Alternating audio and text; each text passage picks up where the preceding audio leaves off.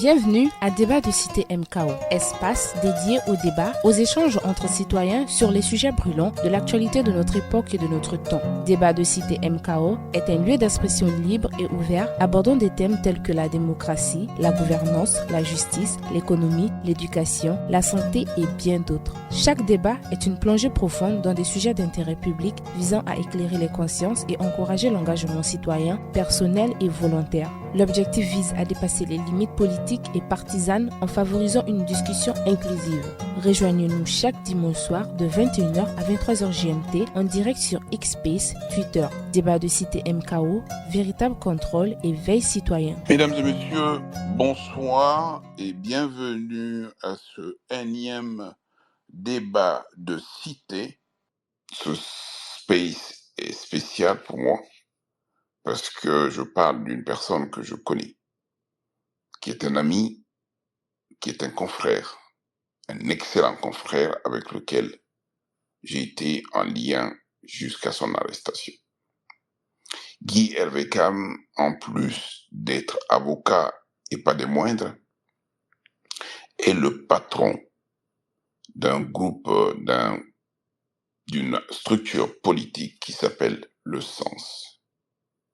En plus, Guy Hervé Cam, pour ceux qui s'intéressent à l'actualité politique du Burkina Faso, était un des membres fondateurs du Balai citoyen, cette organisation de jeunes gens qui ont été déterminantes dans le renversement du président Blaise Compaoré lorsqu'il s'est agi de proroger son mandat à un troisième.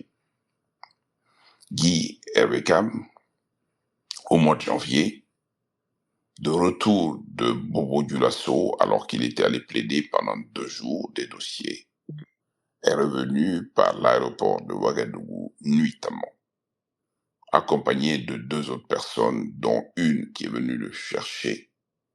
Et c'est en plein dans l'aéroport de Ouagadougou qu'il a été appréhendé par des hommes en civil, mais armés, qui lui ont demandé de le suivre. Excusez-moi. Donc, Guy Hervé Cam a été appréhendé dans ces conditions.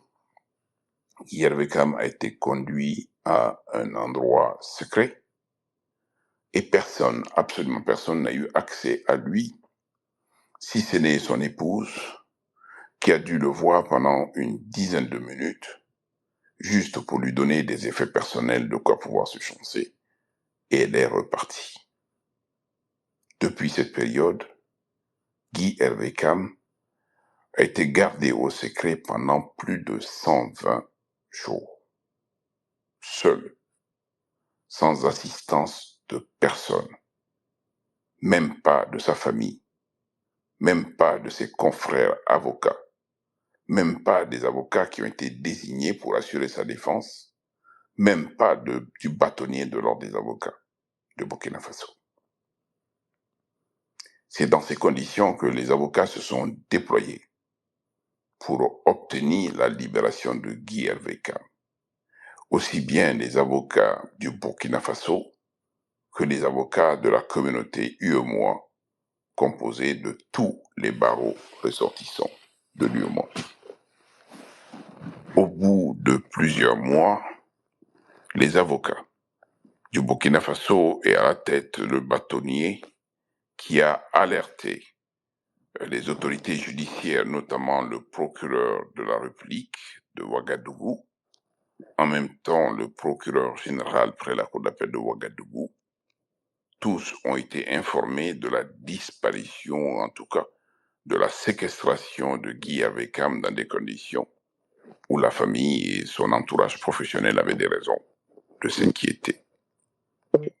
Par la suite, n'ayant pas eu d'autres informations relativement à Guy Hervé Cam, les avocats qui ont été désignés pour sa défense ont décidé de saisir le tribunal administratif de Ouagadougou. Ce tribunal administratif de Ouagadougou a rendu une décision dans laquelle il est demandé à toute personne ayant fait arrêter ou séquestrer Guy Hervé Cam de le libérer. Par la suite, Cette décision, qui a été appelée par le parquet militaire de Ouagadougou, a été confirmée par la Cour d'appel sans que jamais personne, absolument personne, ne veuille exécuter la décision de justice. Il y a moins d'une semaine, vous avez assisté à ce spectacle plutôt effarant, où durant la journée, Guy Hervé Cam a été invité à ranger ses affaires là où il était détenu et on lui a demandé de signer un papier comme un ordre de libération et un ordre d'extraction. Je vous rappelle simplement que Guy Hervé Cam, pendant toute cette période, n'a jamais été présenté à aucune autorité judiciaire et n'a fait l'objet d'aucune poursuite, même si la rumeur est allée bon train de ce côté. En ayant hésité pendant très longtemps et voulant recouvrer sa liberté, Guy Hervé Cam a fini par signer ce papier.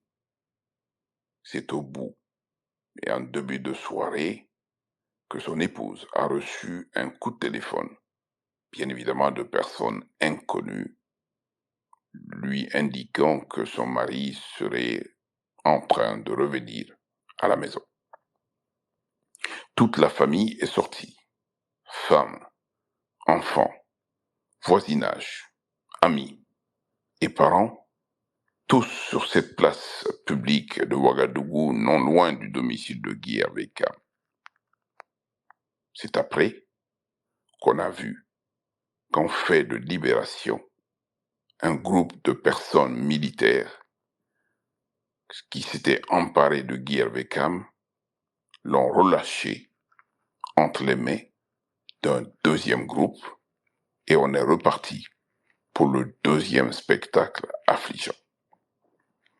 Il semble que ce soit les autorités militaires judiciaires du Burkina Faso qui aient pris possession du corps de Guy Hervé Cam comme s'il s'agissait d'une marchandise.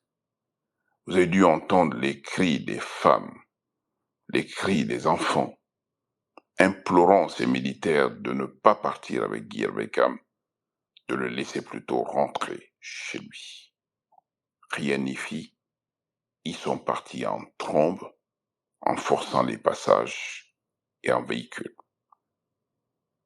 Cette nuit-là, Guy Hervé Cam a été déposé à la maison d'arrêt sur la base d'un mandat d'arrêt d'un juge d'instruction militaire qui subitement s'est révélé en poursuivant Guy Hervé Cam pour atteinte à la sûreté intérieure de l'État du Burkina Faso, également association de malfaiteurs.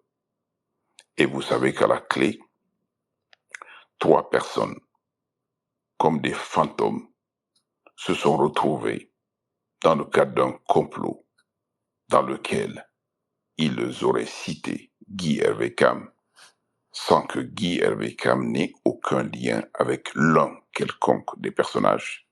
Et d'ailleurs, l'identité de ces personnes n'a jamais été révélée.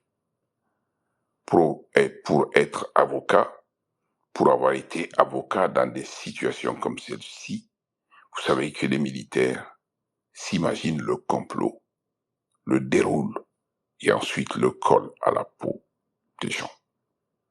Et voilà, depuis une semaine, la raison pour laquelle Guy Hervé Cam n'est plus détenu au secret, mais est détenu à la maison d'arrêt sur la base d'un titre d'arrestation, un mandat de dépôt qui aurait été délivré par un juge.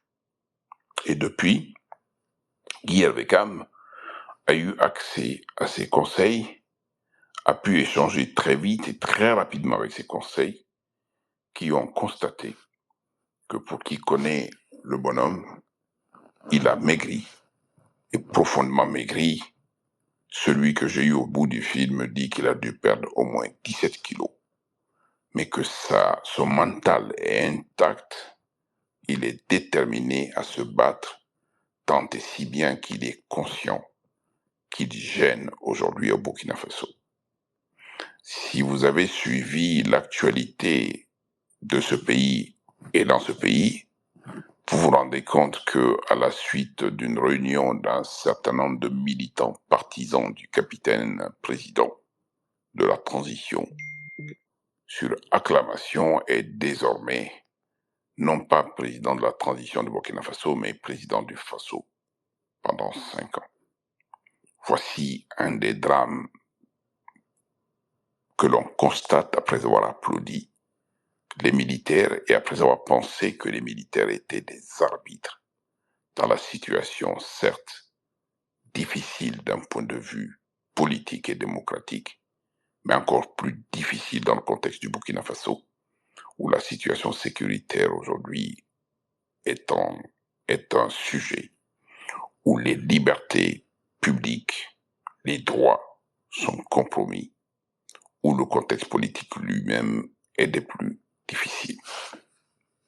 Voici, mesdames et messieurs, en 2 mots, ce que je pouvais dire de la situation qui nous vaut d'être là aujourd'hui. Je suis ravi que vous soyez nombreux ici. J'imagine que les uns et les autres qui sont ici et qui voudront prendre la parole voudront la prendre dans des limites de la responsabilité individuelle complète, de sorte que l'on puisse avoir un échange ici. Ne perdez pas de vue pendant 2 secondes qu'il s'agit d'une personne qui est privée de sa liberté depuis près de 4 mois ou plus, dont la famille réclame, dont les avocats réclament, et on ne réclame absolument rien que tout ce qui est conforme au droit. Encore une fois, s'il y a les moindres raisons de poursuivre Guy avec Cam, il ne saurait être un citoyen supérieur, mais alors, il ne peut pas être un citoyen inférieur en termes de traitement du droit et traitement de la procédure. Sa qualité d'avocat lui donne déjà le droit d'avoir une protection spécifique. Il ne s'agit pas seulement d'avocats pour cette protection spécifique. Les officiers de police judiciaire y ont droit, les maires y ont droit, et un certain nombre de personnes y ont droit également. Encore une fois, la loi doit être égale pour tous et doit s'appliquer à tous, mais lorsque la loi n'est pas appliquée ou qu'elle est insuffisamment appliquée ou qu'elle est illégalement appliquée, nous sommes là également pour rappeler que l'illégalité ne peut marcher, que la violation de la règle ne peut marcher, que l'irrégularité ne peut marcher. J'ouvre les débats à ce niveau en te saluant, Mex, d'abord en tant que Burkinabé et ensuite en tant qu'une personne qui connaît bien Guy Aveka, qui l'a côtoyé et en même temps qui suit particulièrement ce dossier. En plus de te saluer, je voulais te demander de prendre la parole pour faire un premier commentaire, Mex. Bonsoir Maître Cam, bonsoir Dany, bonsoir Geneviève, bonsoir tous ceux que je connais. Non, moi je suis Maître Konaté plutôt. Oui, Maître Cam est celui qui a arrêté. Oui, Maître Konaté. Oh, bon. Pour moi, vous vous ressemblez tellement que bon, enfin bref. Donc, je voudrais apporter quelques précisions. Peu de gens le savent, mais l'un des dossiers que Maître Cam était allé plaider à Bobo Dioulasso, c'était le dossier de Daouda Diallo, son ami d'enfance, son compagnon de toujours, et qui est un cadre de son mouvement qui s'appelle Sens, et qui est, tenez-vous bien, vice-président de l'Assemblée, l'ALT, l'Assemblée, je ne sais plus quoi, l'Assemblée nationale de la transition. Ça, peu de gens le savent. La deuxième chose sur laquelle je voudrais attirer votre attention, c'est qu'il y a des dizaines de personnes détenues au secret dans ce que moi j'ai surnommé Guantanamo 2000, c'est-à-dire les anciennes villas ministérielles de Ouaga 2000, des militaires, des gendarmes et des civils. Il y a des dizaines de personnes qui sont détenues au secret là-bas, en dehors de toute procédure judiciaire. Et Maître Cam, lui, n'a fait que 4 mois. Il y en a qui y sont depuis bientôt 1 an. La troisième chose sur laquelle j'aimerais, la troisième information que je voudrais vous donner, c'est que certains d'entre vous l'ont vu, euh, le procureur militaire explique que, en fait, il n'y a rien d'anormal dans le transvasement, dans le transbordement de Medcam d'un véhicule de l'armée à un véhicule de la gendarmerie, au motif que c'était pour respecter le code de la procédure pénale. Sans rire, hein? Je vais coller tout de suite, tout à l'heure en commentaire, ces mots exacts. Si vous les lisez en français, en franc-doula, en franc-moré, en tout ce que vous voulez, si vous arrivez à comprendre la logique, je suis preneur. C'est ça le Burkina. Je me tue à vous l'expliquer à vous, Maître Konaté, mais à notre ami nigérien Moussa Garba, que je vois dans l'espace ici, que certes, les trois jeunes de l'AES sont des triplés, mais la réalité sociale, politique, économique dans chacun de ces États est très différente l'une de l'autre. Le Burkina est le pire. En fait, le Burkina ressemble à l'Érythrée de Esaias Afewerki. La seule différence, c'est qu'au moins chez Afewerki, la corruption n'existe pas. C'est la seule différence. Et le ministre d'État, ministre de la fonction publique, Bassol Mabazié, qui est l'ancien secrétaire général, tenez-vous bien, de la CGTB, la plus grande centrale syndicale de gauche du Burkina, qui est ministre d'État maintenant. Je vous invite à aller regarder ses déclarations avant et ses déclarations maintenant. Avoue et affiche le fait qu'il est un admirateur de Kim Jong-un. C'est vous dire le personnage. Donc, quand entre Maliens, Nigériens et Burkinabés nous parlons, nous avons l'impression que nous vivons les mêmes réalités. Mais non, nous vivons les mêmes réalités sur le terrorisme, sur les délestages, sur les coupures d'eau, sur l'inflation galopante et les taxes confiscatoires, sur la baisse du niveau de vie. Mais au niveau de la terreur, nous ne vivons pas la même chose. Au Niger comme au Mali, quand la jeune décide d'arrêter quelqu'un, c'est dans le cadre de la justice ordinaire. Elle est biaisée, mais au moins c'est officiel. On sait où est détenue la personne. Elle a accès à ses conseils, donc à ses avocats, pour parler français facile. Sa famille a accès à lui. Bon, l'otage Bazoum, c'est un cas particulier au Niger. Mais à part ça, c'est dans le cadre de la justice ordinaire. Au Burkina, c'est extrajudiciaire. Ce sont des disparitions forcées. Dieu merci, on touche du bois jusqu'à présent. Les seules personnes qu'ils ont assassinées, qu'ils ont flinguées à Ouagadougou, sont des militaires et des gendarmes. Pour le moment, ils n'ont encore tué aucun civil. Donc, ceux qui les réquisitionnent de force, de façon punitive, pour les envoyer au front, c'est-à-dire en réalité, dans un camp de torture que IB lui-même appelle camp de rééducation à Kaya, ça, ce sont les plus chanceux. Notre ami Maître Kam, aujourd'hui, il a la chance d'avoir été réintroduit dans le circuit officiel. Mais il y a des dizaines de gens qui croupissent encore dans les geôles de la junte, détenus dans le secret. Et comme le Burkina Faso est devenu un trou noir de l'information, il y a des gens qui vivent même au Burkina qui ne le savent pas. Aujourd'hui, au Burkina, si tu ne connais pas quelqu'un qui est directement témoin ou impliqué dans une situation, y compris sur les attaques terroristes, tu ne sais pas, tu n'es pas informé. Les médias ne parlent plus de l'actualité sécuritaire, économique, sociale du pays. Ils préfèrent parler des autres pays et se contentent de relayer la propagande de la junte. Ils ont chassé tous les médias étrangers et ceux qui ont encore des correspondants locaux, eux-mêmes n'ont pas tant d'informations que ça. Moi, je connais les correspondants de tous les médias, que ce soit américains, allemands ou français, qui sont au Burkina. Ce qu'ils me disent à moi au téléphone et ce qu'ils disent à l'antenne, ça n'a rien à voir. Parce que si tu oses dire, donner une information, je n'ai pas dit une opinion, une information que la jeune ne souhaite pas, tu te retrouves ou au front, soi-disant, ou à Guantanamo 2000. Et tout le monde l'a bien compris.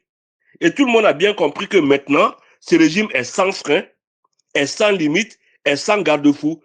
Il fait ce qu'il veut. Il dispose librement du peuple du Burkina et du peuple burkinabé. C'est ça la réalité. On a 3 jeunes, pour ne rester qu'au niveau de l'AES, parce que bon, il y a les autres aussi en Afrique centrale là-bas, mais on a 3 jeunes, mais la situation intérieure de chaque pays est totalement différente. Ce qui fait que quand on se parle, on ne se comprend pas. Je pense notamment à mon ami nigérien Moussa Garba que je vois ici. Merci. Merci infiniment, Mex. Je pense que on peut pas dire que dans les autres pays, c'est Jojo aussi.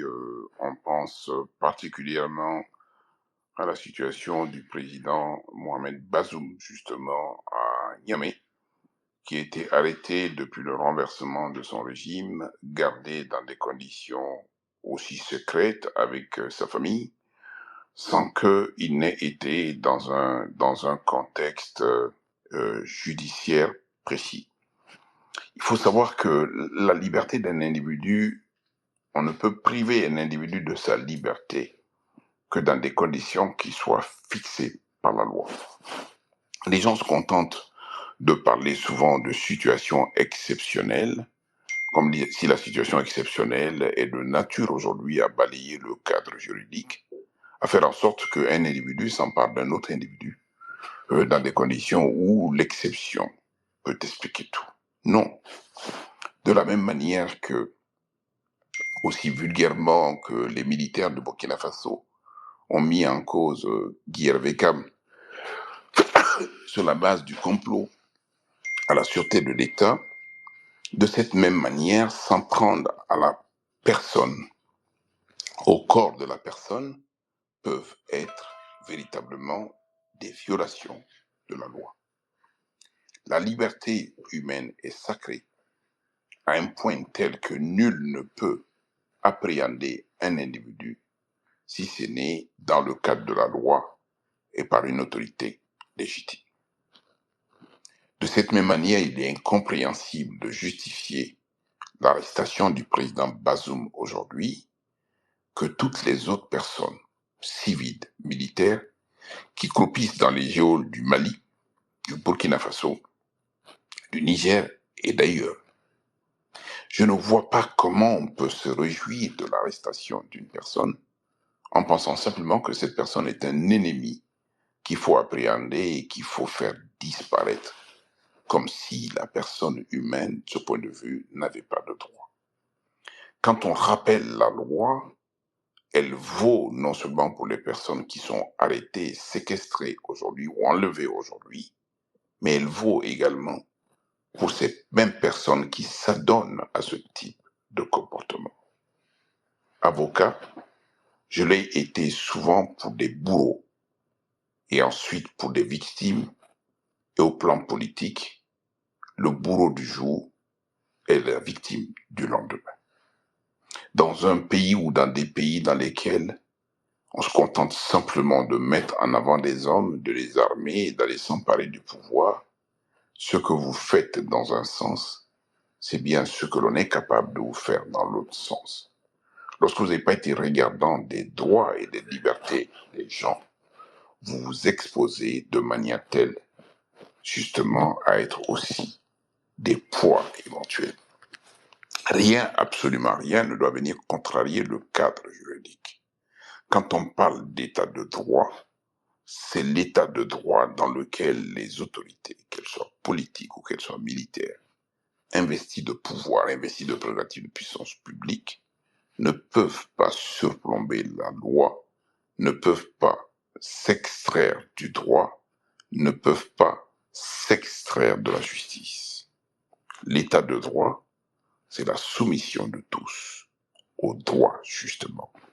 Cela vaut pour le Niger, cela vaut pour le président Bazoum, cela vaut pour le Mali, et cela vaut pour toutes les personnes aujourd'hui qui sont arrêtées au Burkina Faso. Aucune situation révolutionnaire ne peut nous faire accepter ces violations de droits, ces violations de liberté. Demain, après-demain, ceux-là qui se disent en situation d'autorité seront aussi mis en cause d'une manière ou d'une autre. On a vu les pouvoirs aller dans un sens et basculer complètement de l'autre. Le plus important, ce sont véritablement les opinions. Les opinions qui feignent de classer le droit, de le mettre de côté.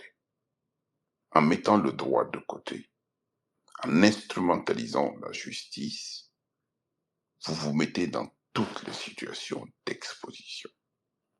Ça devient la jungle, la loi du talion. Œil pour œil et dent pour dent. Les plus gros sanguinaires ont eu droit à la justice, ont eu droit à des avocats. Seule la justice, en tant qu'institution, est à même de juger, de condamner s'il y a lieu, de libérer s'il y a lieu. Les hommes politiques, quelle que soit leur nocivité, ont besoin de la justice, tout comme la justice demain a besoin que dans un état de droit, elle seule doit être l'autorité suprême. Personne, aussi bien capitaine, colonel, commandant, général, tout ce que vous voulez, ne peut être à l'origine de la dictée. Ce que vous dictez dans un sens concernant les hommes, demain on vous le dictera aussi. Voyez simplement par le passé ce qui a pu se tenir. Quand on a vu le sort de Blaise Compaoré dans un pays dans lequel il a régné combien de temps, quand on a vu le sort de toutes ces personnes qui ont été à la tête de l'État sur des temps suffisamment longs, et quand vous avez vu la fin de ce pouvoir, quand vous avez vu la situation dans laquelle l'État s'est retrouvé, dans laquelle les populations se sont retrouvées, dans laquelle l'exercice de la souveraineté a été puissamment mis en avant par le peuple qui lui seul est souverain, personne d'autre. On peut se prendre pour le peuple aujourd'hui en se disant qu'on a tous les pouvoirs parce qu'on est armé. Mais demain, lorsque ce peuple se retourne contre soi, vous avez toutes les difficultés du monde. Sur ce point précis, pour tous ceux qui aujourd'hui sont capables de lire l'histoire, le président Ceausescu de Roumanie s'est retrouvé sur une place publique, adulé par une foule immense qui est venue l'applaudir sur la place avec son épouse Elena. Dans les 10 minutes qui ont suivi, c'est cette même foule qui a commencé à le huer, qui a commencé à le mettre en cause, qui l'a attrapé, qui l'a jugé et qui l'a tué dans des conditions abominables. Revoyez simplement les images pour prendre conscience de cela. Nous sommes réunis ce soir pour parler de Guy Hervé-Cam en tant que citoyen, en rappelant simplement qu'il ne doit pas être arrêté pour des motifs que l'on tait en ce qui le concerne. Il ne doit pas être gardé au secret plus de 4 mois. Il ne peut être poursuivi sur des bases qui ne lui donnent pas l'occasion de prendre conscience et connaissance de son dossier et d'avoir droit et accès à des avocats. Seydou Zerbo. Allô, bonsoir maître, bonsoir à tous les participants. Moi, je suis particulièrement le débat des cités MCO et j'ai voulu intervenir ce soir parce que j'ai vraiment une interrogation. Pour moi, la question de la justice dans nos pays, je suis ressortissant du Mali, je suis un peu perplexe là-dessus parce que pour moi, quelle que soit l'attitude des autorités militaires, il appartient aux acteurs de la justice vraiment de tenir face à ces autorités qui ne sont pas forcément au même niveau d'information ou qui n'ont pas forcément les mêmes intérêts que les acteurs de la justice. Je suis surpris qu'un magistrat, en tout cas, puisse soutenir l'argumentaire que vous venez de développer en ce qui concerne l'avocat Guy Hervé Kam, soutenant que voilà, il est dans une nouvelle procédure alors que lui-même venait de faire l'objet d'une prise d'otage. Quelle appréciation fait-il de la prise d'otage dont l'avocat faisait l'objet? Donc moi, je voudrais poser une question à Maître qui vraiment a occupé certaines fonctions au Mali, hautement politique et puis qui est dans les sphères de la justice depuis des années. Comment est-ce que la justice, les acteurs de la justice n'arrivent pas à tenir face aux acteurs politiques et jusqu'à aller se laisser malmener par les acteurs politiques alors que, de par nos textes fondamentaux, ils ont toute la liberté de pouvoir vraiment être indépendants. Mais je suis perdu. Sincèrement, je suis perdu du fait que les acteurs de la justice puissent se laisser diriger par les acteurs politiques alors qu'ils ont des protections suffisantes qui leur sont accordées par les textes fondamentaux. Je vous remercie. Merci beaucoup, Seydou Zerbo. Vous voyez, avec le nom, je vous prenais pour un Burkinabé alors que vous êtes plutôt un Malien. Vous mettez le doigt dans ce qui aujourd'hui est notre plaie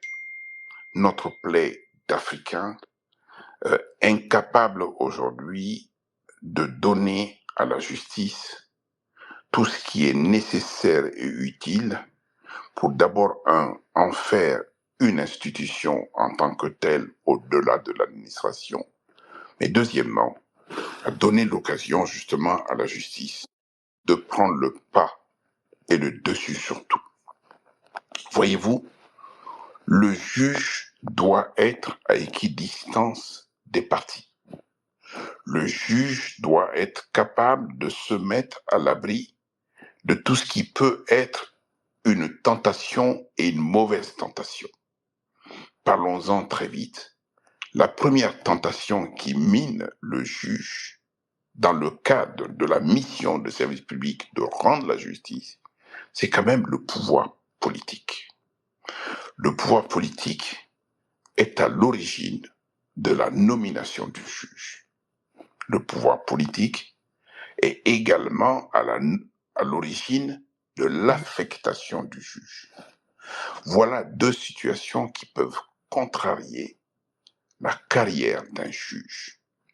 Lorsque vous ne mettez pas le juge dans un cadre juridique connu, reconnu et strict, le juge, par le biais des décisions qu'il prend, peut éventuellement être l'objet de vindictes du politique. Exemple concret, vous avez deux catégories de juges dans la justice.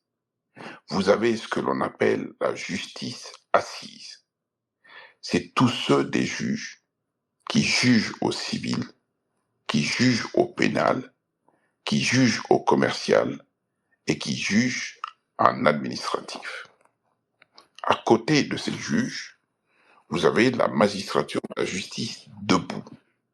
C'est tous ceux qui occupent le banc du ministère public, qui occupent pour l'intérêt général. Tous ceux qui sont debout, qui occupent pour l'intérêt général, en principe, sont soumis à la tutelle du ministre de la Justice, garde des Sceaux. Tous ceux qui sont assis, qui jugent, sont en principe indépendants de tout le monde, y compris du garde des Sceaux.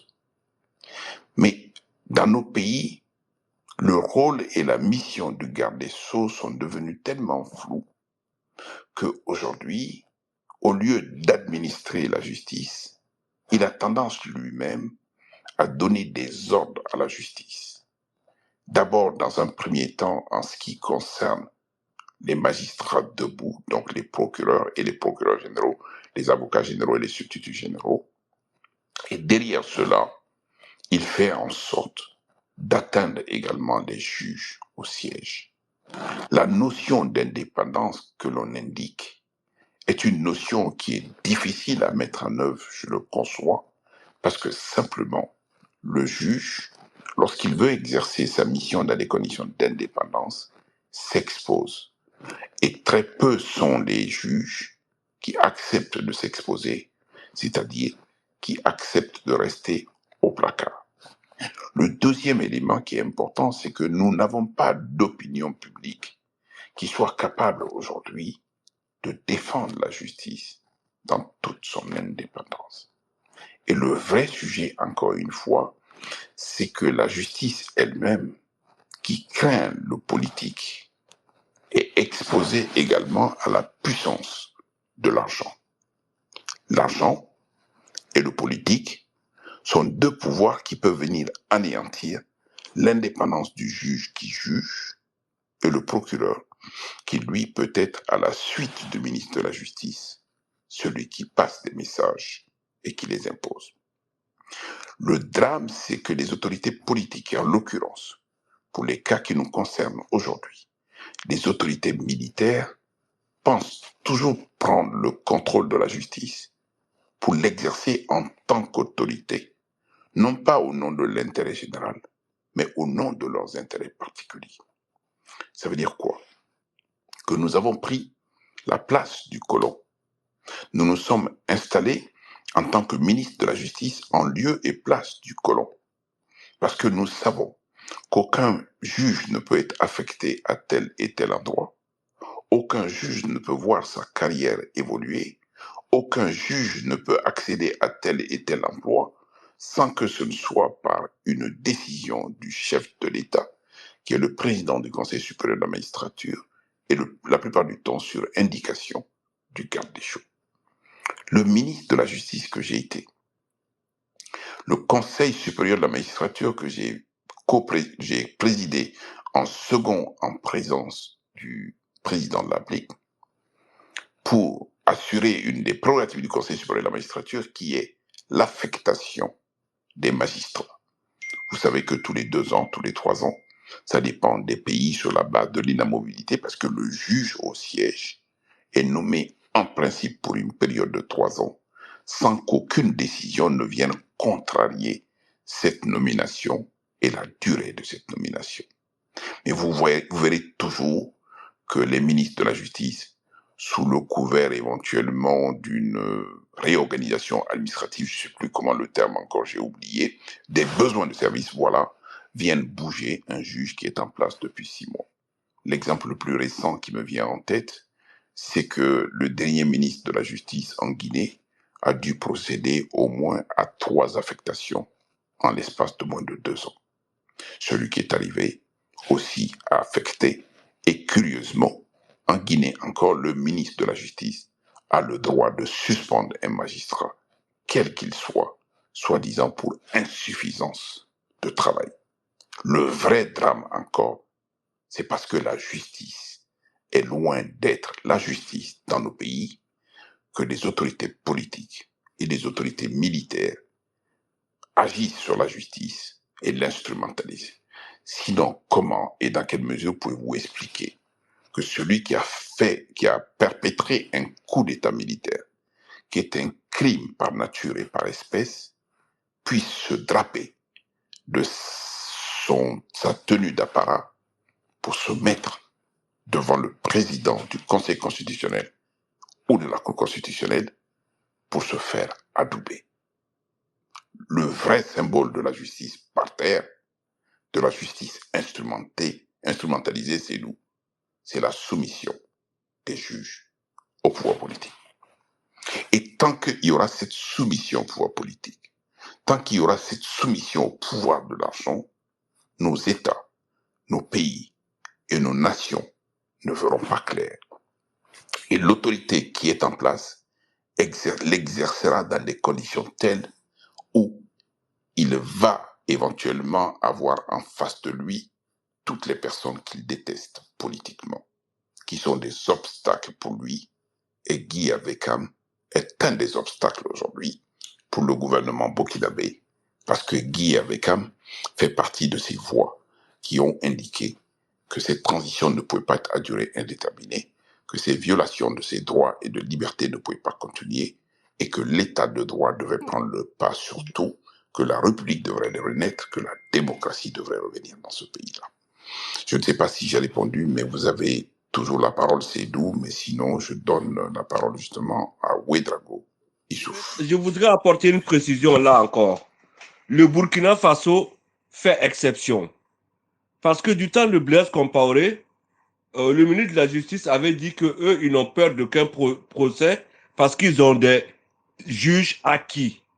L'expression est devenue populaire au Burkina.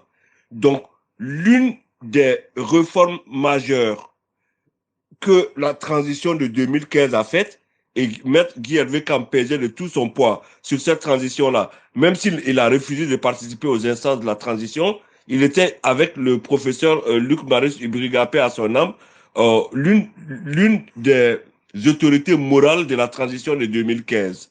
Ils ont fait deux réformes essentielles. Premièrement, ils ont dépénalisé les délits de presse.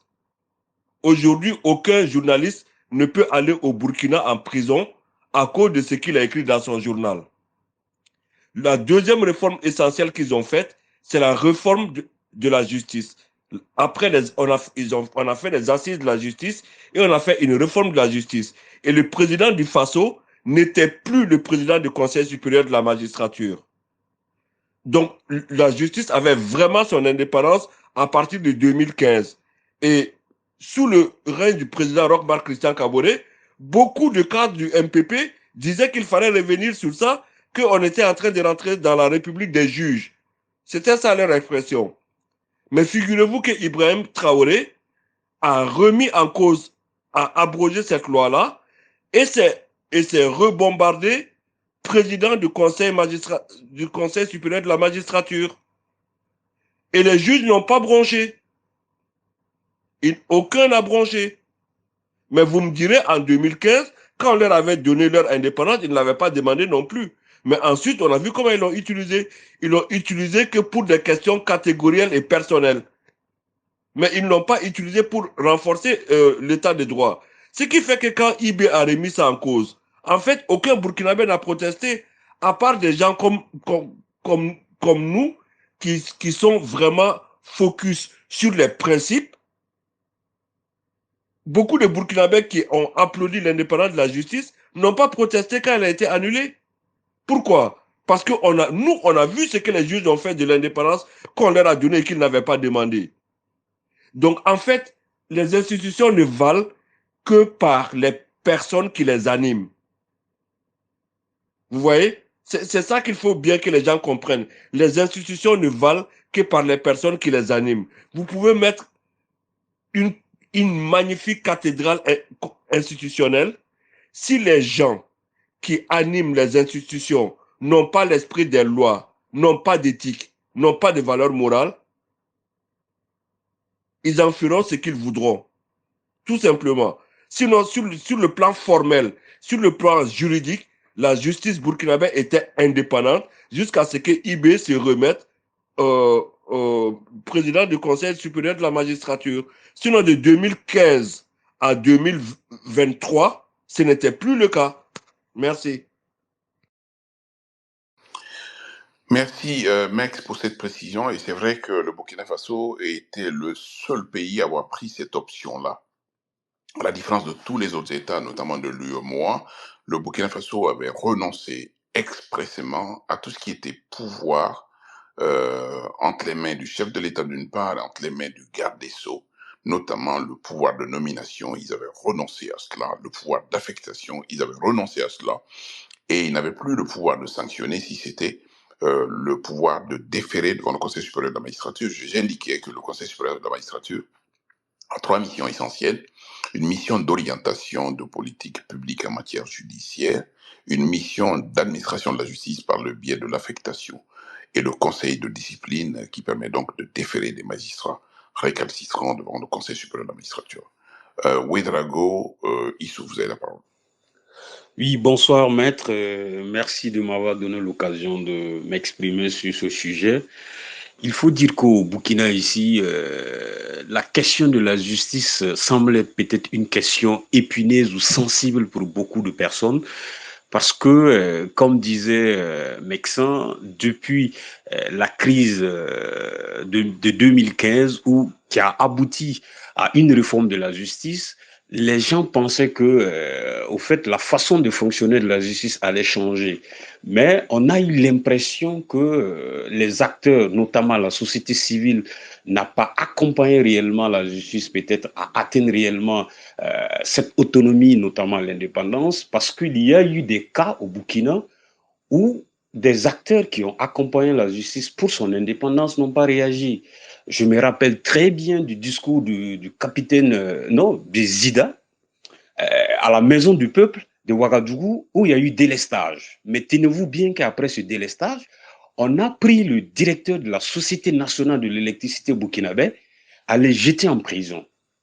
Parce qu'il y a eu délestage, on l'accuse peut-être de vouloir saboter un peu le discours du président Zida. En son temps, on n'a pas vu de levée de bouclier pour interpeller Zida de l'acte qu'il est en train de poser. Après ça, on a eu aussi, après ça, la demande de Gibril Bassolé pour des problèmes de santé pour aller se soigner en France. Il n'y a pas eu ce que on a tout vu dans ce pays-là, parce que d'autres disaient qu'on ne devrait pas lui donner cette permission d'aller se soigner, que c'était pas normal et que c'est une justice manipulée.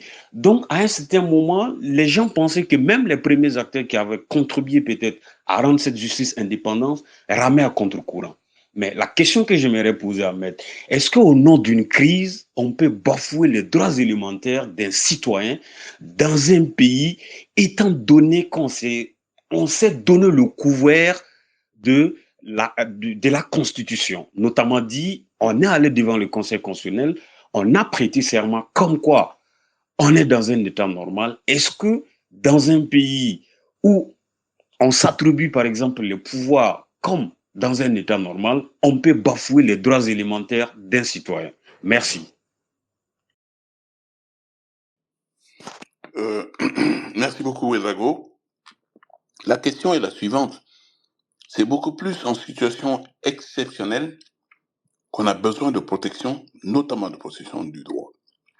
La situation exceptionnelle, c'est laquelle? Lorsque aujourd'hui survient une catastrophe naturelle au Burkina Faso, lorsque demain, il y a une situation de crise qui fait qu'aujourd'hui, les institutions de la République ne fonctionnent pas, l'autorité de l'État prend un coup, ce cadre juridique est prévu justement par le dispositif légal. Ce que l'on n'a pas compris, c'est que les gens mettent en avant simplement la situation exceptionnelle tenant au fait que nous sommes ravagés par le terrorisme. Nous sommes ravagés par la famine. Nous sommes ravagés par tout ce qui est lutte communautaire. Les gens mettent ça en avant, justifient la prise de pouvoir par la force, justifient le maintien au pouvoir par la force et justifient également l'anéantissement des droits et des libertés. Vous avez beau être partisan du régime militaire au Burkina, du régime militaire au Niger, du régime militaire au Mali, si vous n'êtes pas capable de rappeler aux gens les limites strictes de la loi, c'est-à-dire le principe, si vous voulez agir vis-à-vis des autorités militaires en tant que militant, en fermant les yeux sur ce qui est réel, qui aujourd'hui frappe un de vos semblables, en disant que parce que vous êtes du camp, que vous ne dites pas la normalité, que vous couvez cette anormalité, c'est jusqu'au jour où cette anormalité va vous tomber dessus vous-même. Voyez depuis le début de ces régimes militaires, tous ceux qui ont applaudi par-ci, par-là. Prenez un pays comme le Mali. Toutes les personnes qui étaient des premiers soutiens des régimes militaires sont tous en prison aujourd'hui, pour des motifs aussi divers que variés.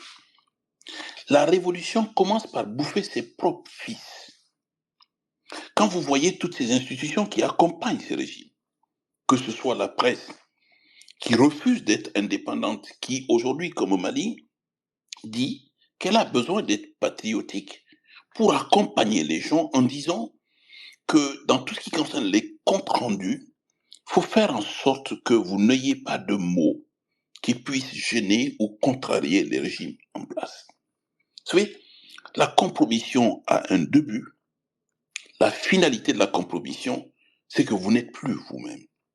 Quand vous êtes journaliste, quand vous êtes avocat, quand vous êtes magistrat, vous n'êtes pas des auxiliaires en tant que tels, accompagnateurs du pouvoir. Vous n'êtes pas là pour applaudir le pouvoir. Vous n'êtes pas là pour aduler tel capitaine, tel colonel ou tel général.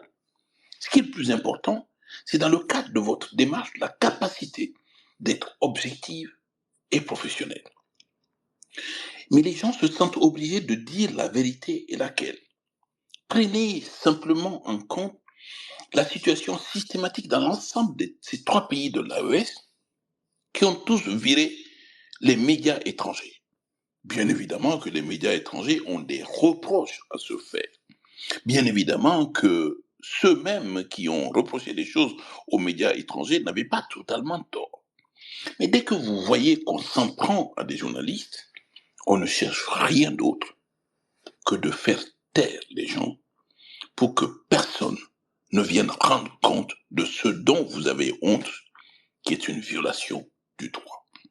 Lorsqu'aujourd'hui on vous dit dans nos pays respectifs que des militaires ont pu avoir, dans le cadre des opérations qu'ils ont menées, légitimement, sans qu'il n'y ait aucune volonté de nuire, ont pu éventuellement attenter à la vie de personnes qui sont des citoyens libres, qu'une enquête doit s'ouvrir et que d'autres personnes n'ont pas le droit de venir enquêter à ce niveau-là, qu'est-ce que l'on recherche?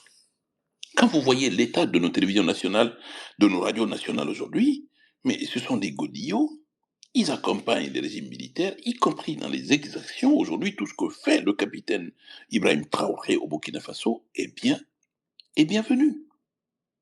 Qu'est-ce que vous voulez lorsque l'opinion décide de ne pas être l'opinion? Lorsque l'opinion décide d'être plus militant et accompagnateur? Personne n'interdit à personne d'être un turiféraire du général Tchani.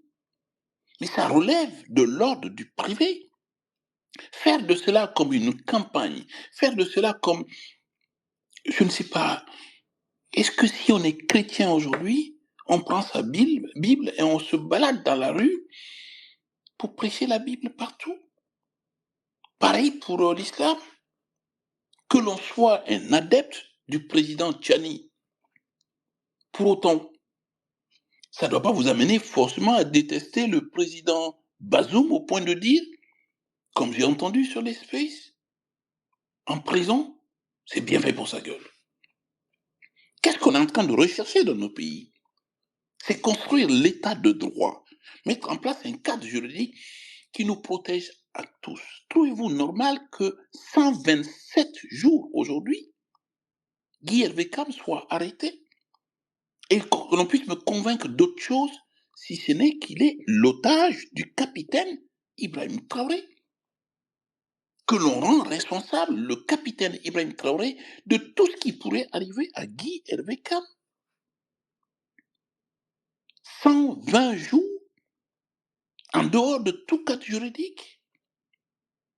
Et au bout de quelque temps, on le présente à un juge d'instruction militaire à qui on parle. Parce qu'il y a un complot contre la sûreté de l'État, quelque chose de tout inventé, mis en avant par 3 personnes, de surcroît des militaires dont on ne sait rien de leur identité. La procédure judiciaire n'est pas secrète. C'est pièce sur table, c'est cartes sur table, la procédure judiciaire. Et que dans ce pays, personne n'est habilité à dire que ce qui arrive à Guy Hervé Cam n'est pas normal, que ce qui arrive à d'autres, ce n'est pas normal. Mais ils vont finir par arrêter tout le monde. Ils vont finir par emprisonner tout le monde. Encore aujourd'hui, je viens de lire dans les dépêches une dame de nationalité malienne originelle qui est élue de la région parisienne, Djeneba Keïta, je crois, s'est fait arrêter à Bamako par les services au motif qu'on la soupçonne d'espionnage pour le compte de l'État français. Franchement, c'est de la parano. C'est vraiment de la parano. C'est d'où Zerbo. En attendant, Maître Kam, moi, je vais vous donner quelques éléments de réponse. Bon, j'ai un devoir de réserve, mais quand même, il y a des choses qu'il faut dire. Moi, j'avais dit à Maître Kam et au lieutenant-colonel Évrard Somda de quitter le pays. Ils m'ont dit qu'ils n'ont aucune raison de le faire parce que tout le monde sait qu'ils sont tous sauf comme des putschistes.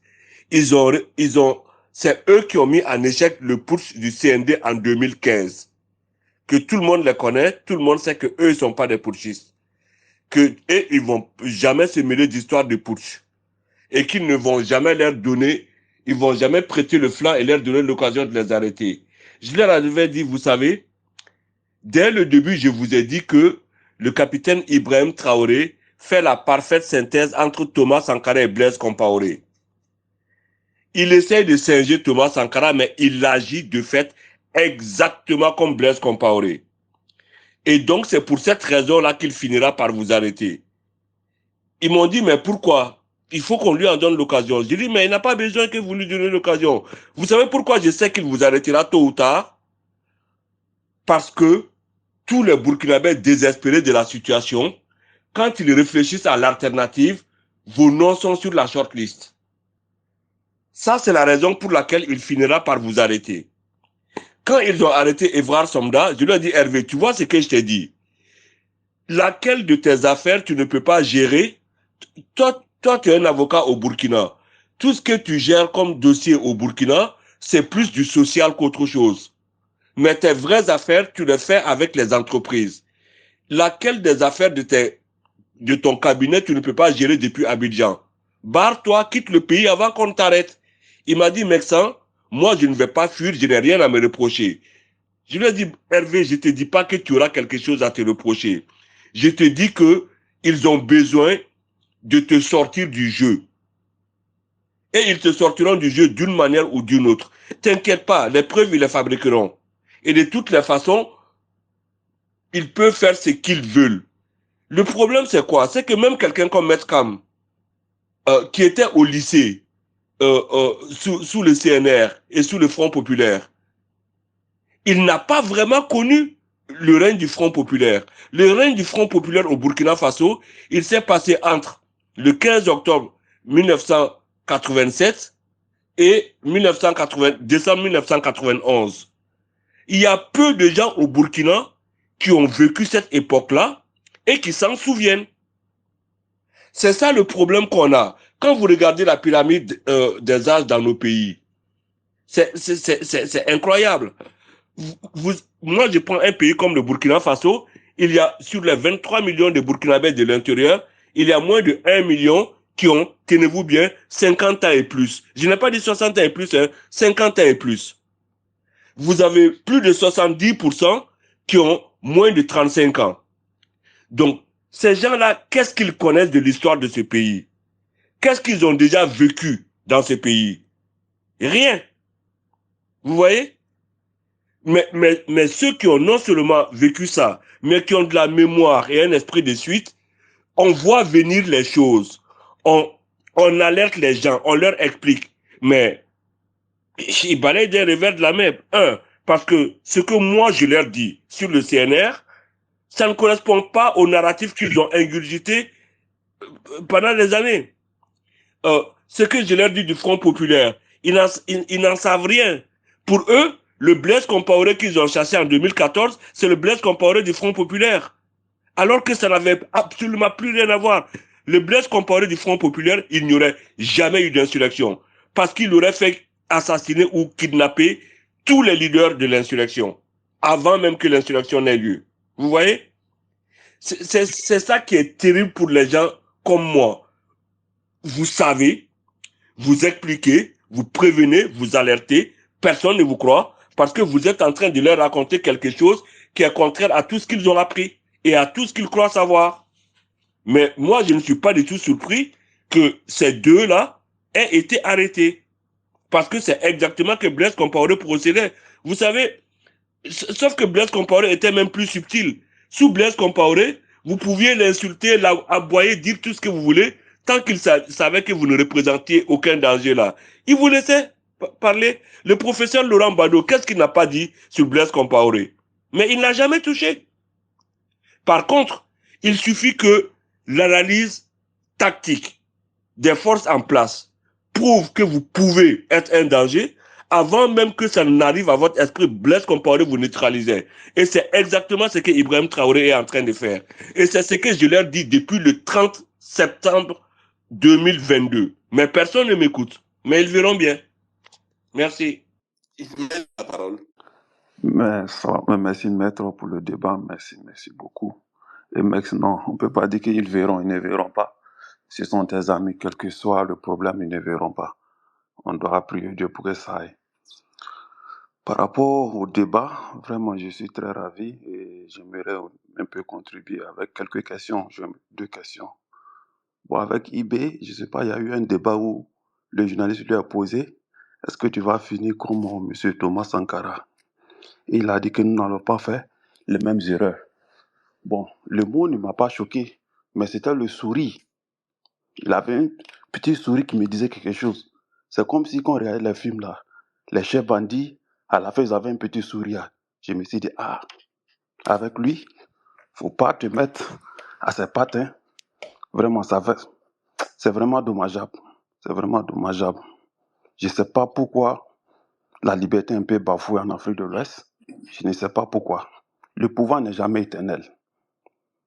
Le cimetière remplit des gens indispensables. Et nous allons laisser le pouvoir. Travailler avec le peuple, j'aimerais savoir, mais pourquoi lui? Je ne me fais pas une opinion de Maître Kant. Pourquoi il est juste en prison? J'essaie de lire, j'essaie de revoir. Je n'arrive pas à comprendre quelle est la menace qui peut porter à M. Ibé pour qu'il enferme. Donc, j'aimerais savoir quelle est vraiment sa capacité de M. Maître Kant. Le contraire, ils sont allés lui faire une publicité monumentale. Tout le monde parle de lui maintenant. Avant, personne, moi au moins, moi, je ne le connaissais pas. Mais maintenant, là, ça fait que tout le monde se met à taper sur l'Internet qui est Maître Kant. J'aimerais savoir quelle est sa position de frappe aussi. Merci beaucoup. Et n'oubliez pas également que cette transition avait commencé plus tôt avec Daniba. Et vous savez également les conditions dans lesquelles Daniba a été amené à se séparer avec le capitaine Ibrahim Traoré, qui lui a pris les pouvoirs dans des conditions que vous savez également. Et tout cela nous a donné l'occasion justement à des acteurs publics, à des acteurs de la société civile, à des acteurs politiques, à des acteurs engagés comme Guy Avekam, de prendre la parole, de dire exactement les choses comme elles sont. Alors vous savez quand même que ces capitaines, ces commandants, ces colonels, ces généraux, quand vous dites une fois qu'il faut que la transition cesse, quand vous dites deux fois qu'il faut que la transition interne, quand vous dites trois fois qu'il faut que la perspective de la transition nous amène aujourd'hui au rétablissement de l'état de droit, c'est sûr que les militaires ne l'entendent pas de cette oreille-là. Vous voyez, tout le monde a eu faux de penser 2 secondes qu'on avait affaire à des arbitres. Ce ne sont pas des arbitres. Tout le monde a eu faux de penser que par le biais du coup d'État, on pouvait régler la question de la démocratie, quand le lendemain, ceux qui sont les auteurs des coups d'État anéantissent autant les libertés fondamentales, oppriment les droits et décident, eux, de posséder l'État, mais dans sa globalité. Les 140 membres du CNT, le Conseil national de transition, étaient nommés au Mali par un seul homme, c'est le colonel Goïta. C'est pareil pour le capitaine Traoré, c'est pareil en Guinée, c'est pareil au Niger. Ça va être pareil au Niger plutôt. Et le deuxième élément, c'est qu'aujourd'hui, la justice n'a jamais été autant anéantie. Et jamais on ne s'est trouvé aussi mal et autant mal avec toute la communauté étrangère, africaine, CEDEAO, africaine, UEMOA, africaine avec l'Union africaine. Quand vous prenez aujourd'hui le dernier communiqué du Conseil de paix et de sécurité de l'Union africaine qui met vertement en cause un pays comme le Mali, justement sur la violation des règles de base, sur la question de la sécurité, c'est pareil pour le Niger, c'est pareil pour le Burkina Faso. c'est aussi dans une moindre mesure pareil pour la Guinée, c'est que nous avons affaire à des gens qui se sont mis en rupture de banc, pensant pouvoir disposer d'un pays, de ses ressources et de ses hommes, et d'en disposer comme ils l'entendent, sans que rien, absolument rien, ne puisse venir contrarier leur mauvaise volonté à ce niveau. Et c'est pour ça que les portes des prisons sont ouvertes, non pas pour les opposants, parce que la question de l'opposition politique ne se pose même plus, c'est la question des gens qui ne sont pas d'accord avec ce qui se passe et qui se donnent le droit justement de le dénoncer dans les conditions que vous pouvez imaginer. Mais quand trop c'est trop, on n'a pas d'autre possibilité que de donner de la voix, parce que avant eux, on a vu des militaires, après eux, on rétablira l'ordre, on rétablira la République, on rétablira la démocratie, on rétablira la justice, on tirera toutes les conséquences de tous ces ratés. Mais par nature, entendez-le une fois pour toutes, un militaire à la tête de l'État, c'est un éléphant dans un magasin de porcelaine. Le militaire ne discute pas. Le militaire n'est pas démocrate. Il ne met pas en balance les propos qu'il a pris par-ci, qu'il a pris par-là. Vous ne pouvez pas m'avancer un seul militaire à la tête de l'État qui ait réussi son passage. C'est-à-dire le militaire, c'est l'autorité, c'est l'ordre. Et l'expression de l'ordre et de l'autorité se fait en fonction du grade. Ne l'oubliez pas. Et le militaire, on ne l'essaye pas au pouvoir, bon Dieu. Que vous soyez dessus et même dégoûté par les démocraties perverses qui ont pris l'élection et l'ont torpillé dans tous les sens et se sont maintenus à la tête de l'État, ont prolongé les mandats n'ont pas fini en nombre et en durée. Pour autant, un militaire, en plus de tous ces déboires, il est armé. Qui peut aller déboulonner aujourd'hui le colonel Goïta au Mali? Qui peut penser 2 secondes qu'il peut prendre le pouvoir entre les mains du général Tchani? Qui peut penser 2 secondes qu'on peut arrêter le capitaine Traoré dans ses frasques aujourd'hui? C'est quasi impossible. Donc on est dans une situation où véritablement, vous voyez qu'on a cessé d'applaudir là. Il y a plus grand monde qui applaudit. Il y a quelques turiféraires de temps en temps qui ont le toupet de se réveiller sur les réseaux justement pour dire des choses totalement incongrues. Parce que quoi que vous fassiez aujourd'hui, quoi que vous soyez des soutiens aujourd'hui, mais vous ne pouvez pas dire qu'en foutant quelqu'un en prison, pardon du terme, qu'on a raison. Qu'en assassinant quelqu'un, qu'on a raison. Qu'en exilant quelqu'un, qu'on a raison. Qu'en dissipant les deniers publics de l'État au nom de ce que la sécurité l'oblige et vous prenez des lois dérogatoires pour dire qu'il n'y a aucun contrôle dans l'utilisation de l'argent public dès lors qu'il s'agit d'aller acheter des armes et des munitions. Ça va pas. Quand le sous-sol est exposé aujourd'hui en termes de revenus à payer des mercenaires, ça ne va pas. Ça ne peut pas continuer. Et on ne peut pas 2 secondes penser 2 secondes qu'il faut laisser Guy Hervé Caron entre les mains des gens dont on sait quel est le niveau et le degré de respect des institutions de la République, de respect de la loi, qui vaut pour Guy Hervé Caron, mais qui vaut pour d'autres.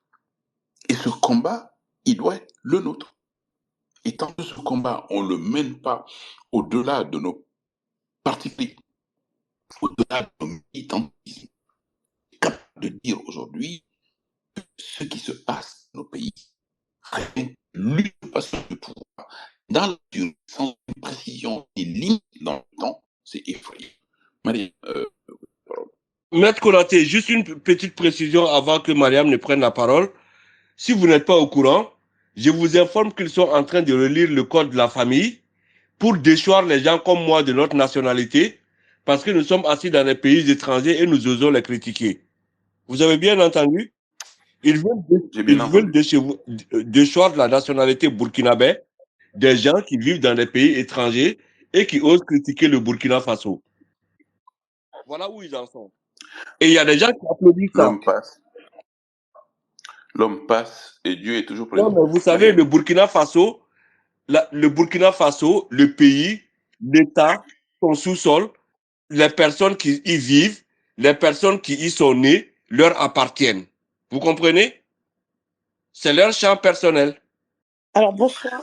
Mariam, vous avez la parole. Merci, bonsoir, Maître Konaté, Mex, et tous les intervenants présents ici. Bonsoir à tout le monde. Oh, je voulais juste, monter parce que quand j'écoutais tout à l'heure, l'exclamation de oui, oui, oui, d'ailleurs, j'ai vu cette nouvelle, Mex, hein, juste pour rebondir sur ce que tu viens d'annoncer. J'étais choquée, c'est vrai, j'étais étonnée et choquée.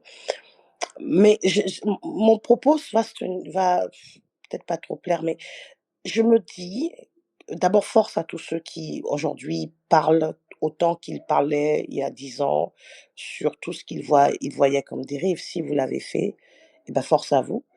Mais je ne peux m'empêcher de penser, quand je prends particulièrement le cas de la Guinée, peut-être, du Mali, mais la Guinée particulièrement parce que je connais mieux, que, le en septembre 2021, lorsque, il y a eu la prise de pouvoir, donc, le putsch par, le colonel à l'époque, Mamadi Doumbouya, nous étions dans une situation extrêmement, c'est-à-dire que le désespoir ne pouvait pas tomber aussi bas en termes de lorsque, Alpha Condé avait décidé de passer au troisième mandat, en utilisant, en instrumentalisant, tout ce qui était à portée, donc la constitution, l'Assemblée nationale, référendum, et cetera, et cetera. Et donc, on passe d'un on ne peut négliger la déception, heu, de ces surtout tout à l'heure Max parlait de jeunes qui ne se rappellent pas de l'histoire, mais aujourd'hui, ils ne voient que ce qu'ils l'ont vu.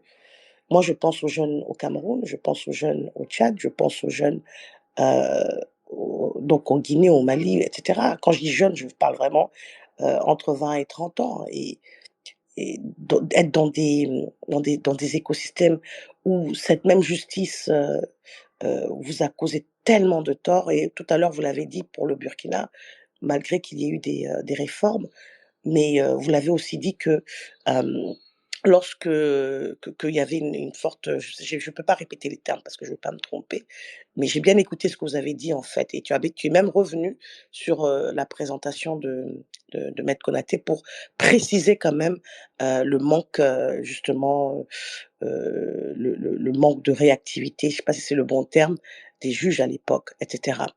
Alors, je dis ça juste pour dire, si on s'exclame aujourd'hui et on condamne les dérives autoritaires, on ne le langage doit, pour moi, je pense, pour pouvoir, attirer cette jeunesse qui aujourd'hui elle en a marre de tout ce qui n'a pas marché.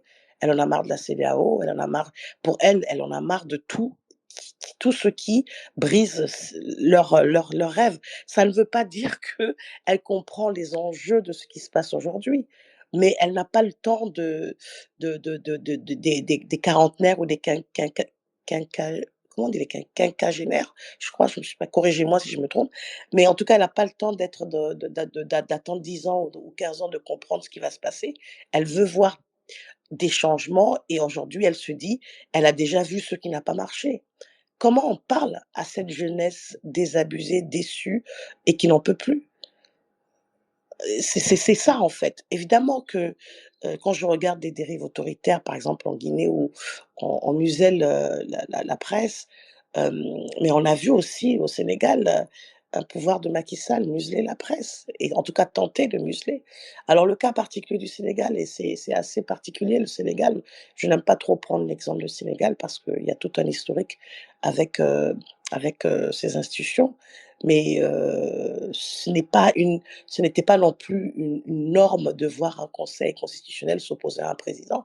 Je pense que la dernière fois que ça a été fait, c'était avec, l'autre, juge, si je ne me trompe pas, hem, le juge, du conseil constitutionnel, son nom je crois que c'est Maître Khalifa Sall.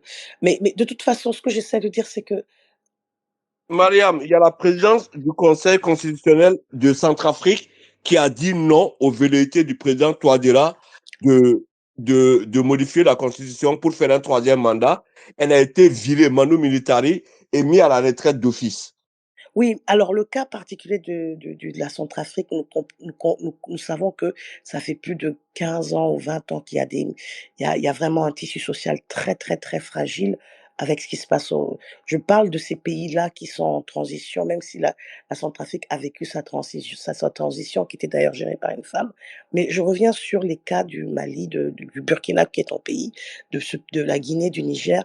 Il y a eu une grande déception en fait. C'est de ça que je veux dire. Le langage qu'on a de s'opposer aux dérives autoritaires doit avoir équitablement un langage qui puisse remettre sur la table pourquoi ces démocraties civiles n'ont pas marché. Pourquoi? C'est ça en fait que j'essaie de dire. Mariam, moi, je suis très heureux de ce qui se passe actuellement dans les États de l'AES. J'en suis très heureux, paradoxalement, parce que ces jeunes n'ont pas connu les partis uniques et les régimes militaires qu'on a connus avant les années 90. On est d'accord? Ils n'ont connu que les démocraties qui ont failli. Et donc, ils aspiraient à des régimes forts. Et bien maintenant, ils ont des régimes forts qu'ils apprécient et après, ils pourront faire le bilan comparé. Voilà. Et quel est le cas particulier? Parce que moi, je ne connais pas assez bien pour le Burkina. Je sais qu'on est en train d'en parler, mais Bon, je compare l'histoire moi du avec Burkina Faso, elle est très simple. Nous avons eu un président civil à l'indépendance qui s'appelait Maurice Yaméogo, qui a été président donc pendant de 1960 à 1965, qui a été réélu en décembre 1965, et le 3 janvier 1966, il a été viré par une soi-disant insurrection populaire. Et ceux qui l'ont viré, puisqu'ils n'avaient pas de solution alternative, ils ont demandé à l'armée de prendre le pouvoir et de gérer le pays en attendant. Donc, l'armée a désigné le militaire le plus gradé, non, le plus ancien, au poste le plus gradé, qui était le général Sangoulé Lamizana. Lui, il est venu au pouvoir jusqu'en 1978. Il y a eu une nouvelle constitution et il y a eu validé par référendum et il y a eu des élections. Et à ce moment-là, le parti de l'indépendance, le premier parti au Burkina, c'était ce qui était le RDA, qui existait en Côte d'Ivoire, au Burkina, au Mali, un peu partout, le RDA, donc le parti de Félix Houphouët-Boigny, et le parti donc de Maurice Yaméogo, a demandé au général Lamizana d'être leur candidat. Et en fait, c'est de là que sont partis les problèmes du Burkina. Et Lamizana a été candidat, il a été mis en ballottage au premier tour et il a gagné au second tour. 78. Dès 1980, il y a eu le coup d'état des colonels, le CMRPN. Mais au sein du CMRPN, il y avait déjà la rupture générationnelle entre les anciens de la coloniale et puis ceux qu'on appelait les jeunes officiers progressistes. En clair, les Thomas Sankara et sa bande. Ils ne se sont pas entendus au sein du CMRPN. Ils ont refait un coup d'état 2 ans après. C'était le CSP. Mais la décantation n'était pas terminée. Pendant le règne du CSP, les colonels ont mis Sankara, qui était Premier ministre, ils l'ont mis en prison. Mais ils ont mis Sankara, Henri Zongo et le commandant Jean-Baptiste Boukari Lengani en prison. Mais Blaise Compaoré a échappé. Et il s'est réfugié dans leur camp de base qui était le Sénèque de Pau, le camp d'entraînement paracommando de Pau, qui avait été fondé par Sankara quelques années plus tôt et dont Sankara avait donné la direction à Blaise Compaoré, qui était son second quand il est devenu président. Il s'est replié de là-bas et c'est de là-bas que le 4 août 1983, il est descendu à Ouaga faire un coup d'État et libérer Sankara qui est devenu président. Bon, en 87, Blaise Compaoré assassine Sankara pour reprendre ce qui, dans son esprit, était son dû. Il restera au pouvoir pendant 27 ans, où il purgera l'armée, où il écrasera toute opposition. Pendant 27 ans, il était interdit de parler de Thomas Sankara. Est-ce que vous vous rendez compte que ce n'est qu'en 2015 que pour la première fois, la RTB a diffusé un documentaire sur Thomas Sankara? C'était ça. Donc, après, il y a eu la transition de 2015 qui a été trop courte, malheureusement et heureusement.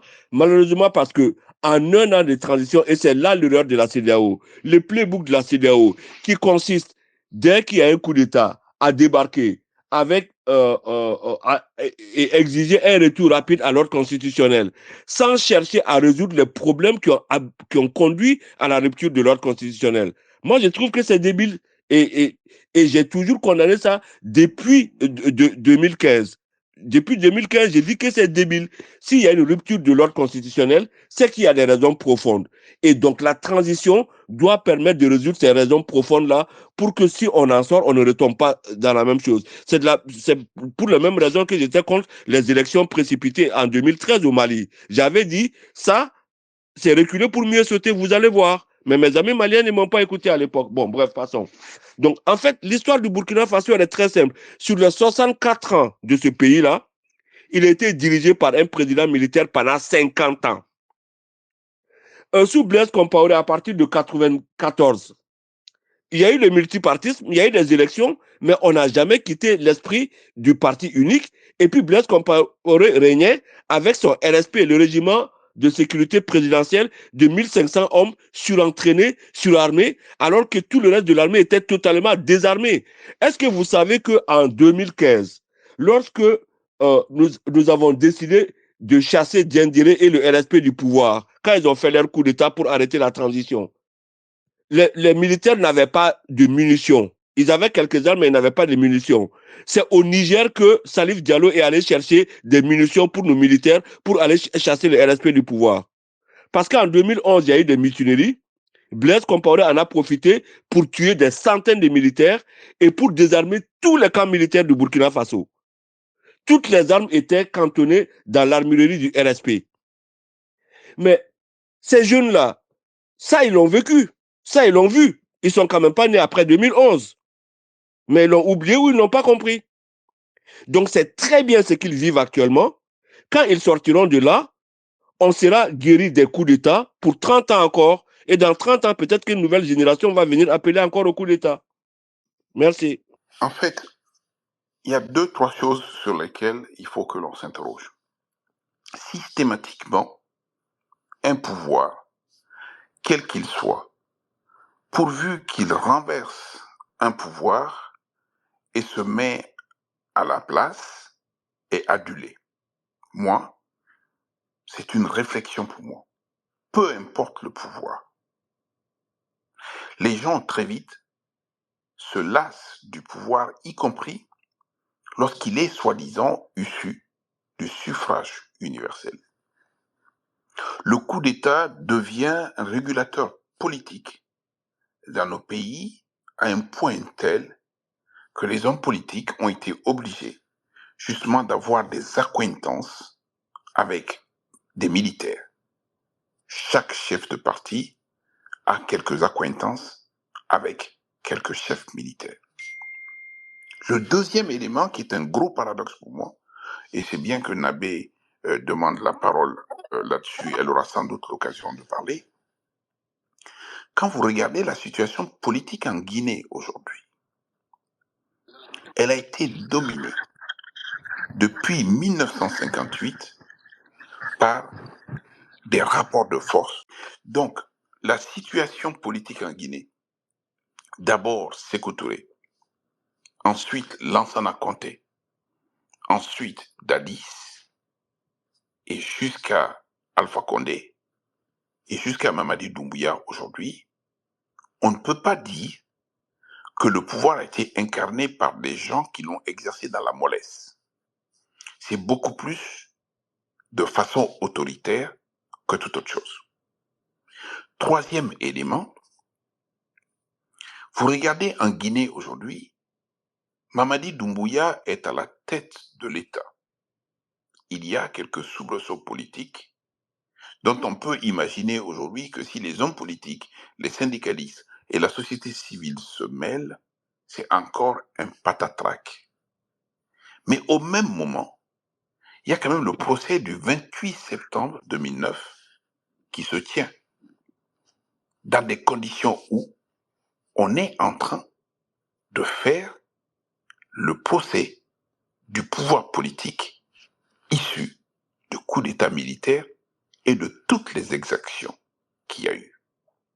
C'est parce qu'on est encore, en tant qu'Africains, et c'est peut-être les sociologues qui pourraient peut-être nous l'expliquer, On applaudit le nouveau, on hue l'ancien et on se lasse très vite du nouveau en attendant qu'un autre nouveau prenne le pas. Au Mali, on a quand même renversé Amadou Toumani Touré à 2 mois de la fin de son mandat, dans des conditions que l'on ne peut pas expliquer. Je pense que véritablement, il est important que d'un point de vue sociologique, on s'arrête un moment et on réfléchisse. Parlons des jeunes. Lorsqu'on est jeune Guinéen aujourd'hui, qu'on n'a connu que l'autoritarisme, comment peut-on aller applaudir un coup d'État militaire, même s'il est vrai qu'il renverse un régime abominable? Et il faut que l'on trouve un substitut qui ne soit pas l'armée, qui ne soit pas le coup d'État militaire. Moi, je reste persuadé que le substitut, c'est d'abord la prise de conscience aiguë de nos jeunes. C'est d'abord, la connaissance du cadre légal et réglementaire qui gère l'État. Et 2, que l'on soit hanté par la violation du droit. Mais le principe et les valeurs, on les viole allègrement en disant on veut juste que ça change, peu importe la manière dont ça doit changer, il faut juste que ça change. Mais quand on fait le bilan aujourd'hui, que Dadis a pris la suite de Lansana Conté, que le général Konaté a pris la suite de Dadis, que le général Conté a passé la main à Alpha Condé, que Alpha Condé lui-même a été renversé par Doumbouya. Mais il y a un moment où le peuple du Guinée, notamment les plus jeunes, doivent être conscients aujourd'hui que le coup d'État n'est pas la solution. Mais que l'on ne doit pas faire confiance aveuglement à un civil au nom de la démocratie qui, même s'il résulte de l'élection, vienne aujourd'hui en faire à sa tête. Il faut que, quelque part, le principe de la confiance n'exclut pas le contrôle et le contrôle citoyen permanent, mais évidemment, ça pose aussi la question de l'ignorance dans une certaine mesure. Nabé.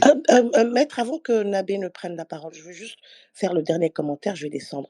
Je voulais juste dire, en fait, en vous écoutant, et Mex et vous-même, ce que j'essaie de dire, et ça c'est ma réflexion à moi, puisque vous avez parlé de votre réflexion, il me semble que ce que je reproche à tous ces régimes avant les coups d'État, c'est le manque d'écoute des jeunes. Ça se passe encore aujourd'hui. C'est-à-dire que les dirigeants qui gouvernent sont tellement empêtrés et impliqués dans leur, dans leur gouvernance quotidienne, ils ne viennent pas, il n'y a pas une mise à niveau, que ce soit en termes de langage, que ce soit en termes juste d'accessibilité auprès des jeunes. Donc souvent, il y a un décalage de compréhension, ne serait-ce que quels sont les processus de décision, même si toute la décision est auprès du chef suprême, mais il y a des mécanismes qui peuvent dédouaner les responsabilités individuelles vis-à-vis des portefeuilles qui impliquent les portefeuilles importants pour les jeunes. Mais je pense que c'est le manque d'accessibilité des jeunes auprès de ceux qui sont responsables et qu'ils dénoncent et qu'ils décrient pendant ces gouvernances démocratiques. Il y a, il y a ce mythe de l'inaccessibilité, le mythe du ministre ou du directeur ou de je sais pas qui. Ils sont pas accessibles et ils ne manient pas les outils où les jeunes sont. Donc aujourd'hui, vous avez beaucoup de spéculations, de nouvelles théories inventées par les jeunes eux-mêmes. Tout le monde n'a pas forcément lu, n'oublions pas. Vous faites une analyse très, disons conséquente sur ils doivent comprendre, ils doivent voir, mais je pense que si nos, entre guillemets, j'aime pas utiliser ce genre d'expression, mais nos intellectuels, et c'est pas obligé que ce soit que des gens dans les gouvernements, mais avoir plus d'accessibilité, de créer des poches pour parler aux jeunes, moi je pense que c'est ça qui crée cette nouvelle vague de jeunes qui ont un éveil politique assez sérieux, mais qui ne peuvent plus croire ni écouter des gens qui ont exercé dans des gouvernements qu'ils n'ont pas compris. C'était ma réflexion. Merci. En même temps, disons-le, et je vous passe la parole tout à l'heure, Nabé, bon, ça s'appelle simplement la redevabilité. Moi, je ne peux pas comprendre qu'une personne, quelle qu'elle soit, au titre d'un mandat électif ou nominal, ou nominatif, je ne sais plus comment on dit encore, ne soit pas obligée de rendre compte tout le long. Ça, c'est un principe démocratique et de transparence absolue. Le deuxième élément, que pour des tas de raisons, il y ait une difficulté d'accès des jeunes aux gens du pouvoir. Mais pas que les jeunes. En milieu rural, les paysans vont dire également, ils ne viennent à nous que pour demander nos voix. Les femmes vont se plaindre également qu'on les mobilise dans le cadre des campagnes politiques et qu'au moment où il faut faire appel aux femmes, elles ne sont pas là. Donc, c'est une problématique qui est liée au type de gestion du pouvoir et d'administration des affaires de l'État, de manière à ce que l'élu ne se prenne pas pour le roi. Il est juste élu pour une période donnée par rapport à une mission donnée. Mais ce qui est paradoxal, c'est qu'en même temps que les gens se plaignent, les femmes, les jeunes, les gens de la ruralité, toutes les autres personnes qui ont des raisons de se plaindre, ce sont ces mêmes personnes qui applaudissent les gens de pouvoir, notamment les jeunes. Au moment des élections, ils oublient les offres qui ont été faites précédemment. Mais on entend à longueur de journée des candidats dans les présidents dans le pays. Je vais créer 500 000 emplois dans les 6 mois de la mise en place de mon gouvernement. Non seulement ça ne se fait pas, mais en même temps, on ne demande pas des comptes et ça concerne des gens qui vont vite oublier et le prochain coup, ce n'est plus 500 000, c'est 1 million. C'est pour ça que je disais aujourd'hui, il ne faut pas qu'on perde de vue notre sujet, c'est quand même Guy Avegam, c'est que la conscience citoyenne doit s'ouvrir.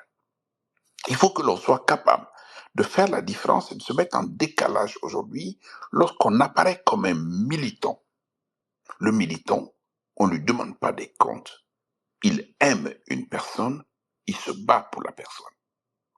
Par contre, lorsqu'on est citoyen, et c'est ça qui fait la différence justement au Sénégal, c'est que sur des questions de principe, les militants sont devenus des citoyens. Quand il a fallu dire au président Macky Sall qu'il n'avait pas le droit il y a eu plus de gens dans une masse critique pour le dire et de façon tellement nette que cela s'impose. Mais quand vous regardez aujourd'hui, Alpha Condé, pour justifier du troisième mandat, a dit qu'il va donc s'ouvrir aux jeunes. Mais les gens disent une chose, mais il n'y a aucune obligation de résultat. Et quand ils le disent, personne ne viendra leur demander des comptes. Ça, c'est un vrai sujet.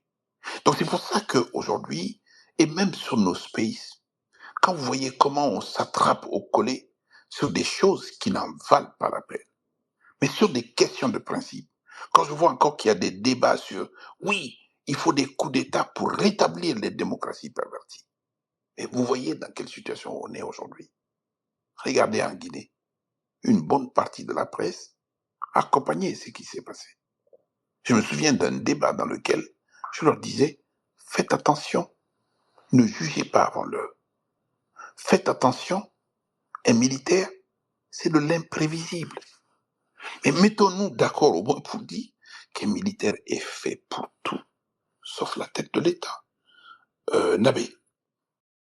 Bonsoir maître, bonsoir tout le monde, ex Mariam, tout le monde. J'espère que vous allez bien. Le débat est intéressant, maître, mais j'ai comme l'impression que je suis fatiguée. Franchement, de tout ce que j'entends, j'ai l'impression qu'on se répète, qu'on dit la même chose. Comme on dit, la répétition, c'est de l'enseignement aussi, mais bon.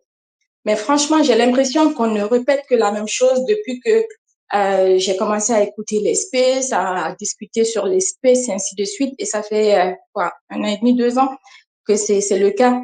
Et c'est les mêmes sujets qui reviennent d'un bout à l'autre de notre continent. On parle du Mali, on parle de la Guinée, on parle du Burkina. on parle de tous ces pays-là et on parle des mêmes sujets. Le coup d'État, l'état de non-droit, les perversions que les démocrates, les supposés pouvoirs démocratiques font du pouvoir, le manque de ressources, le manque d'eau, le manque d'électricité, la pauvreté, le manque de carburant. C'est vraiment les mêmes sujets qui reviennent. Et donc, moi, dans ma tête, je me dis, sommes-nous condamnés? Franchement, sommes-nous condamnés? L'Afrique est-elle condamnée?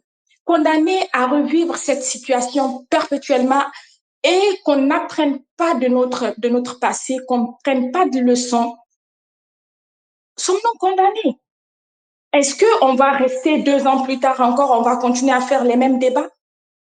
3 ans plus tard, on va faire la même chose? 10 ans plus tard, 30 ans plus tard, dans 50 ans, est-ce qu'on va être au même niveau? Pas d'électricité, des coups d'État qui se répètent? Moi, c'est mon désespoir, franchement. Parce que je me dis, est-ce que je vais mourir que mes enfants aussi vont s'asseoir, faire la même chose? Discuter des mêmes sujets? Ne voulons-nous pas sortir de tout ça? Ne voulons-nous pas évoluer? L'Africain n'a-t-il pas droit au bonheur? L'Africain n'a-t-il pas droit à la prospérité?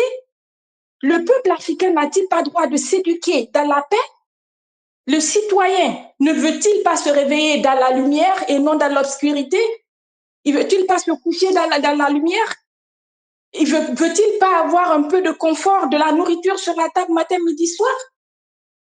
Allons-nous sortir de cette misère? Ce sont les questions que je me pose.